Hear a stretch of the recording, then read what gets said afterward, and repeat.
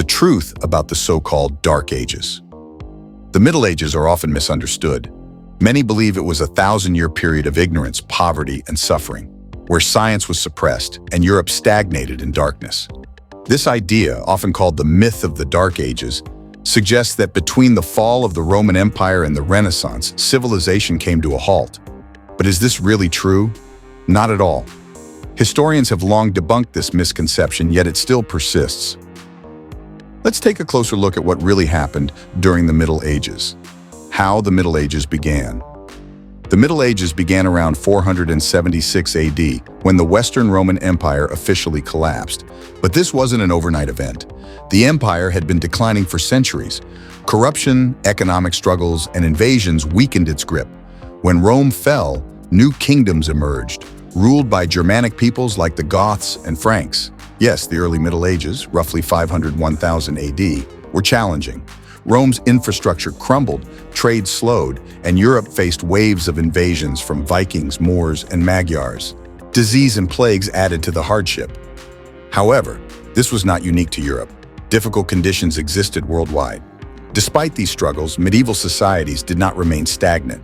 Instead, they adapted, rebuilt, and laid the foundations for an era of growth and progress.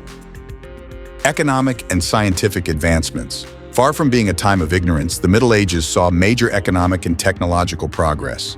Trade expanded, European markets flourished, and banking systems developed. Italian city-states like Venice, Genoa, and Pisa became economic powerhouses. Scientific knowledge advanced.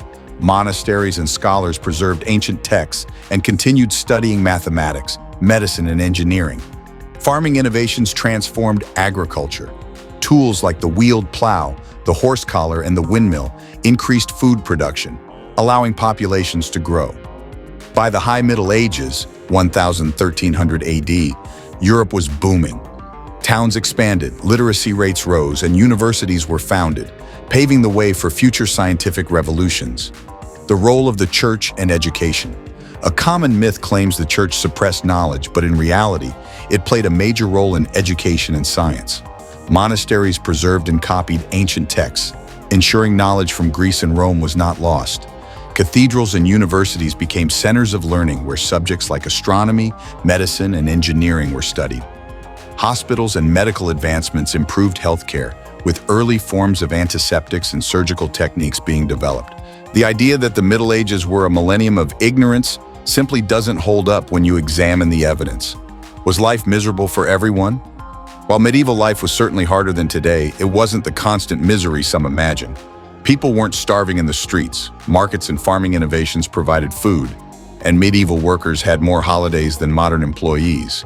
Peasants weren't powerless. While they worked hard, they weren't slaves. They had rights, and many local economies thrived. Medieval justice was harsh but effective. Laws were strict, but they maintained order in societies that needed stability. By the late Middle Ages, 1300–1500 AD, Europe was on the verge of the Renaissance, not because it had been stagnant for 1,000 years, but because of the progress made during the Middle Ages. Why does the Dark Ages myth persist? So, if historians have disproven the idea of a Dark Age, why does it still exist?